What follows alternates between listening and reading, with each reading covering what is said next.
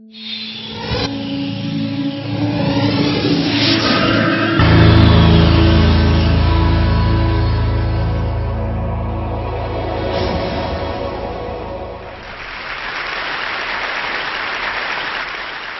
love video games, and I'm also slightly in awe of them. I'm in awe at their power in terms of imagination, in terms of technology, in terms of concept. But I think, above all, I'm in awe at their power to motivate, to compel us, to transfix us, like really nothing else we've ever invented has quite done before. And I think that we can learn some pretty amazing things by looking at how they do this. And in particular, I think we can learn things about learning. Now, the video games industry is far and away the fastest growing of all modern media. From about 10 billion in 1990, it's worth $50 billion globally today, and it shows no sign of slowing down. In just 4 years' time, it's estimated it'll be worth over $80 billion. That's about 3 times the recorded music industry. This is pretty stunning. But I don't think it's the most telling statistic of all.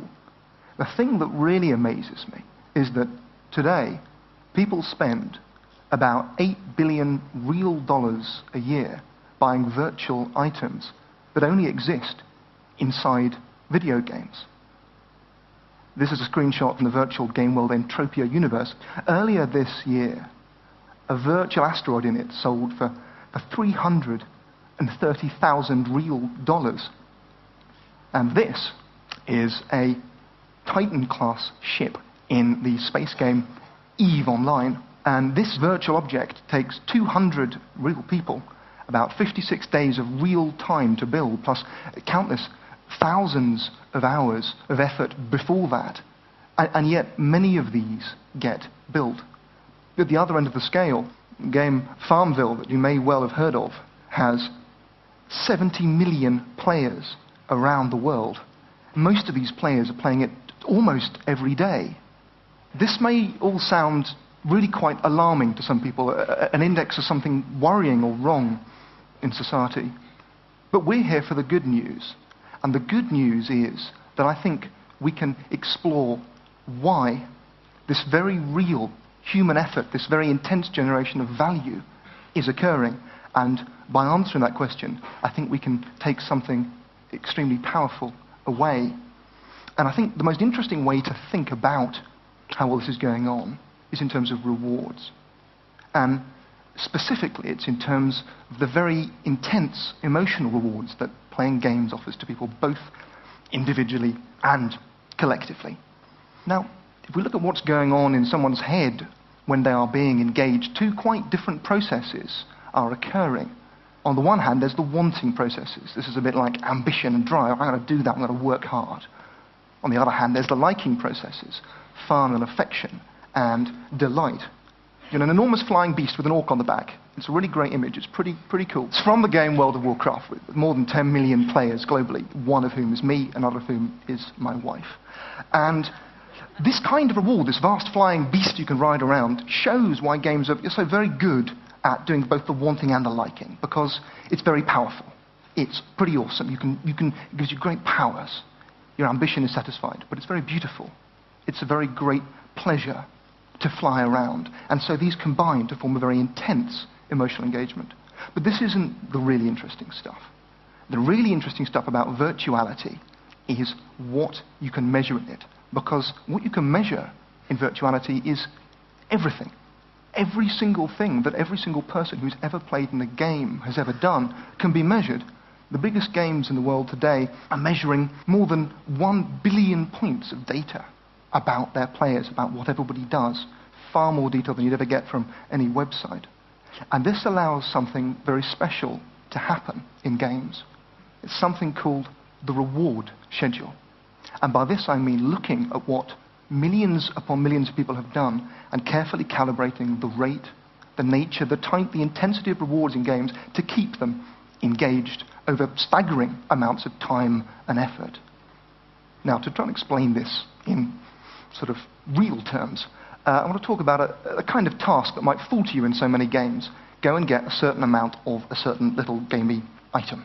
Let's say for the sake of argument, my mission is to get 15 pies, and I can get 15 pies by killing these cute little monsters. Simple in-game quest. Now, you can think about this, if you like, as a problem about boxes. I've got to keep opening boxes. I don't know what's inside them until I open them. And I've got to go around opening box after box until I've got 15 pies. Now, if you take a game like Warcraft, you can think about it, if you like, as a great box-opening effort. The game's just trying to get people to open about 1 million boxes, getting better and better stuff in them. This sounds immensely boring, but games are able to make this process incredibly compelling. And the way they do this is through a combination of probability and data. Let's think about probability. If we want to engage someone in the process of opening boxes to try and find pies, we want to make sure it's neither too easy nor too difficult to find a pie. So what do you do? Well, you look at 1 million people, 100 million people, 100 million box opens, and you work out that if you make the pie rate about 25%, that's neither too frustrating nor too easy. It keeps people engaged. But of course, that's not all you do. There's 15 pies. Now, I could make a game called Piecraft, where all you had to do was get 1 million pies, or 1,000 pies, or that would be very boring. 15 is a pretty optimal number. You find that between 5 and 20 is about the right number for keeping people going. But we don't just have pies in the boxes. There's 100% up here, and what we do is make sure that every time a box is opened, there's something in there, some little reward that keeps people progressing and engaged. In most adventure games, it's a little bit of in-game currency, a little bit of experience. But we don't just do that either. We also say there's going to be loads of other items of varying qualities and levels of excitement. There's going to be a 10% chance you get a pretty good item. There's going to be a 0.1% chance you get an absolutely awesome item. And each of these probabilities is carefully calibrated to the item.